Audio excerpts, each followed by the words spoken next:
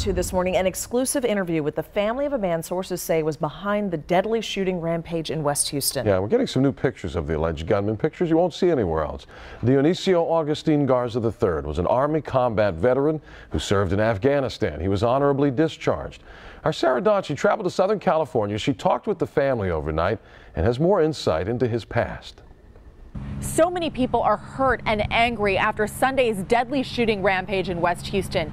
They want to know how and especially why this could have happened. So we traveled here to Southern California to speak exclusively with the gunman's parents, who told us they could not believe their son was capable of something so terrible. That boy that did that horrific thing was not Dionisio Garza. It's not the boy I raised.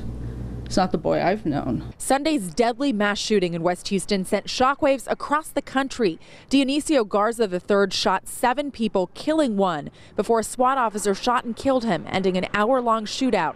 The victims' lives forever changed, and now the gunman's family says they're left to live with guilt and the pain of losing their son. I'm so sorry for what happened. I'm sorry to the families.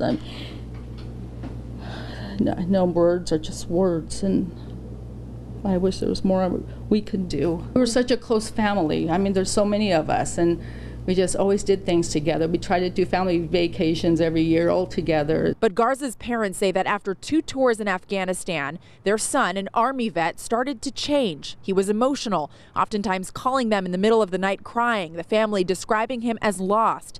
And the last few days before the shooting, he seemed especially agitated, obsessed with a conspiracy that the world was ending. Just in the last 2 weeks, it progressively got worse, and it was not the same boy that we raised, not the loving uncle, the loving brother. Until he packed his car and drove to Texas to visit a friend from the Army.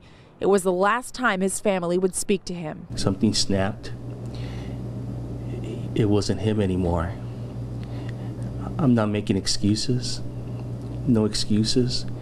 I know he did this, but it wasn't him anymore.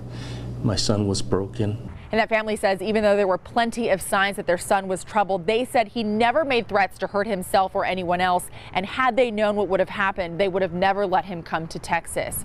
Reporting from outside Rancho Cucamonga in California, Sarah Donchi, KPRC Channel 2 News.